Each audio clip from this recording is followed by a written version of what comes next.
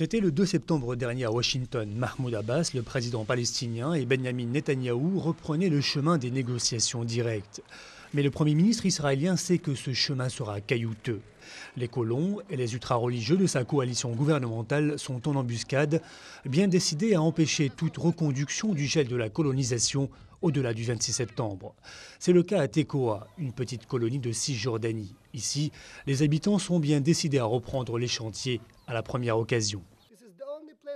C'est le seul endroit au monde, ici, dans l'État juif, où les Juifs n'ont pas le droit de construire leur maison. Depuis le début du moratoire en novembre 2009, des centaines de familles de colons qui avaient obtenu des permis de construire attendent de commencer les travaux.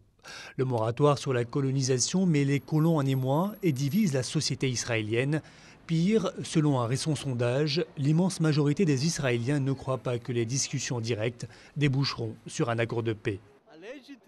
Le gel n'est qu'une apparence. En réalité, il n'y avait pas de gel. Il y a eu un bond énorme dans la construction et l'expansion des colonies, spécialement à Jérusalem-Est. Israël doit se rendre compte qu'il est maître de son destin et devrait continuer à construire ce dont il a besoin.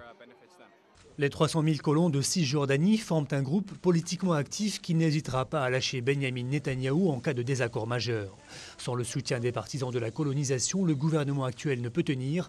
Israël entre dans l'incertitude politique.